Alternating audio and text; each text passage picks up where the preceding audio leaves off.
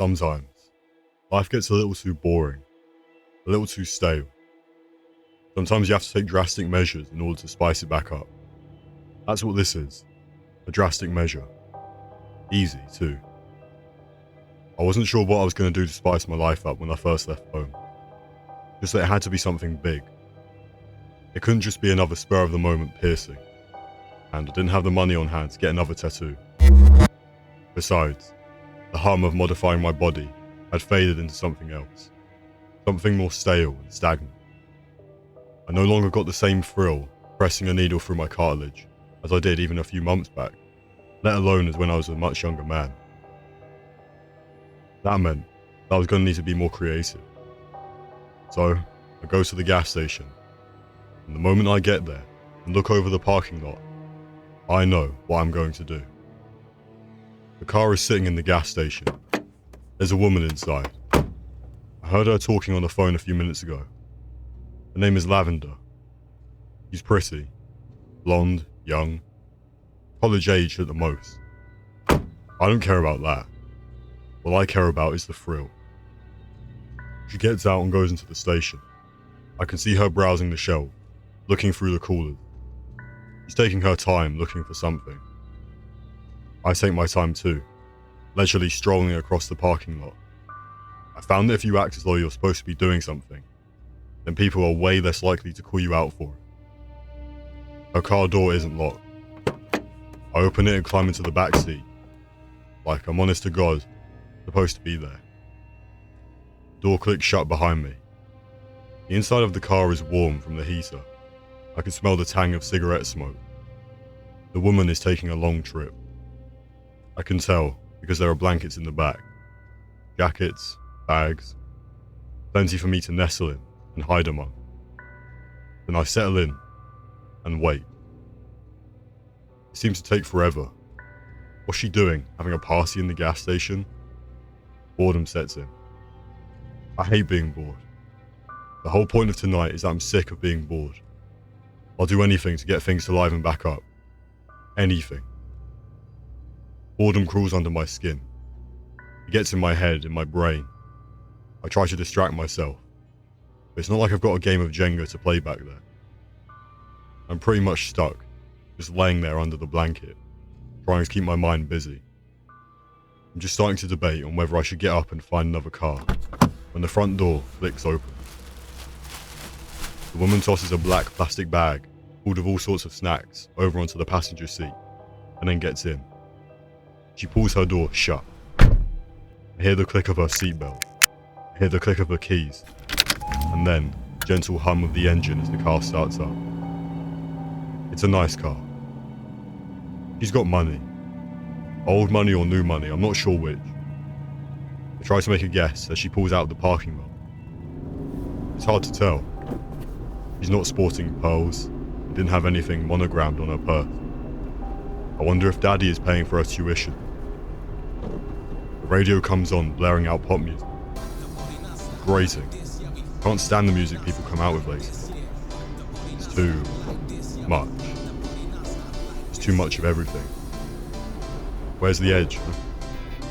All romance and loud synth addition. The lyrics never mean anything.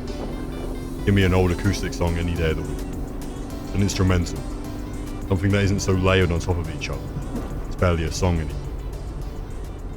I bite my tongue, hard enough that I can taste my own tongue.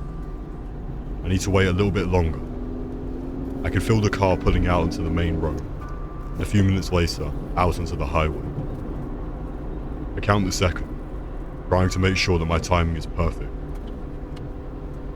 I've taken this road before. Normally I'm the one driving. I've never been back here before. And there it is, the spark of the thrill coming back to my life in my chest. This is it. This is what I've been waiting for. It's only once I realise that I've been on a straightaway for a while, I start to unearth myself from the mound of clothing and bags in the back, slowly sitting up. I thought about bringing a knife with me. Where's the spice in that? Everyone uses a knife, or a gun. I wanted something different, something more exciting. This is all about making tonight as exciting as possible. Thrilling. I can't feel like I'm alive if I'm bored. I have to have something else. Something more. Twin headlights rush past her. They make a sudden sharp curve, doing an illegal U-turn that they can pull into the same lane as Lavender. I crouch back down, trying to stay out of sight. Shit. What's going on with this? Frustration mixes in my chest. For the risk of getting caught, I won't lie, that's pretty intoxicating too. The fact that someone could see me more easily than expected. It's thrilling. And tonight is all about thrill. Lavender adjusts the rearview mirror, rolls down her window. She waves a hand, signaling the man to pass her. Go on, she mutters to herself. I'm not going any faster than this. He doesn't. He speeds up, pulling his truck even closer to the back of her car, tailing her. I can see that Lavender is starting to get, not just nervous, but also annoyed. She makes a face and a frustrated sound in the back of her throat. She makes the gesture again. The man starts to flash his lights at her. Why are you following me? Lavender muttered. What creep. She makes a sudden sharp turn, taking an exit just to lose her. The man races past on the highway, unable to stop in time. Damn. Am I gonna have to hunker back down until we hit the highway again? It's gonna be so boring.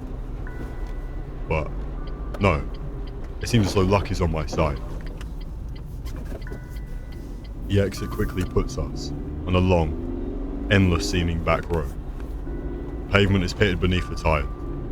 He has to try and drive slow to avoid catching one the wrong way and taking a wheel out. There's no one around. No houses to either side of us.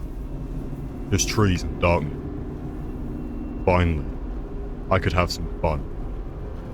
I got up faster this time, visible in the mirror. Lavender gasped. I didn't give her any time to process what I might have been doing or how I might have gone. Instead, I lurched forward and I wrapped my hands around her neck, tightly. My leather glove covered fingers dug into the soft of her throat, pinning it backward. The seat's headrest was between them. He slammed on the brakes, letting go of the wheel and scratching at my wrist.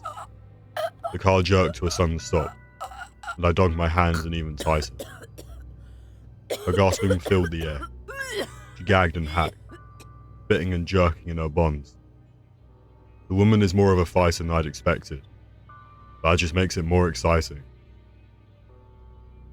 Besides, just because she has some spunk doesn't mean that she stands a chance against me.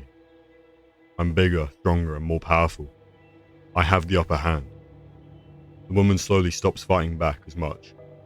I dig my fingers in tighter until she's barely moving at all. Her face turns bright red, and then starts to go purple over her cheek. Suffocating someone takes longer than the movies would have you think, but it's just as satisfying. When Lavender finally takes her final strangled breath of air and then goes still, I let go of her neck and get out of the car. I grab onto her, pulling her out of the car and onto the road, and I carefully get back in. I pull the car forward and slam it into reverse. The back wheel pops over her head like a bump, and then the front. I put the car back into drive and run over her a second time, one wheel then the next. Then I hit the highway, feeling more like myself than I have in a long time.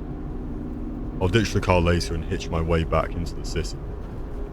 For now though, I turn the music off, roll the window down, and settle in for a long, late night drive.